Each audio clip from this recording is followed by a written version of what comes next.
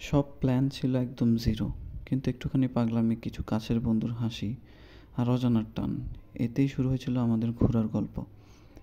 এলাকার কোলাহল ছেড়ে আমরা খুঁজতে বেরিয়েছিলাম একটু শান্তি, একটু মজা আর অনেক অনেক স্মৃতি।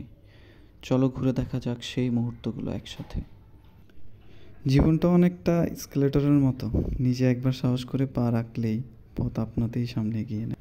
এখন আপনারা দেখতে পাচ্ছেন আমার বন্ধু পবইন্না ভেন্ডিং মেশিনে আমাদের দুজনের জন্য টিকিট কাটছে। বেচারা অনেক কষ্ট করতেছে, দেখুন আপনারা। এরপর আমরা মেট্রো দিয়ে চলে আসলাম উত্তরা সেন্টারে। তারপর জয়, রাজীব, আরিফ তিন বন্ধুর সাথে একসাথে হয়েছি। এখন আমাদের গন্তব্য উত্তরা সেন্টার।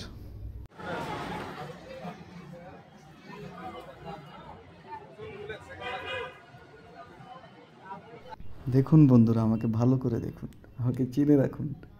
আমি তাদের অজান্তে একটি ফুটেজ নিলাম। জয় গিটার কাঁধে, রাজীব রোবটের মতন হাঁটতেছে, পবন অসহায়ের মতন হাঁটতেছে। একটি মেলা হচ্ছিল উত্তরা সেন্টারে। আমরা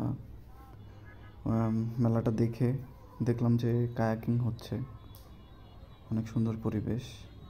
ওখানে যাওয়ার সিদ্ধান্ত নিলাম। তো আমরা এখন যাচ্ছি, গিয়ে দেখি কায়াকিং করতে পারি কিনা। অনেক লাইন ধরতে হবে। জয় টাকা। তারপর আমরা কায়াকিংয়ে নামলাম। সামনে জয় কথা বলতেছে, পবন ভিডিও করতেছে, মানে পবন না, আর জয় আসান।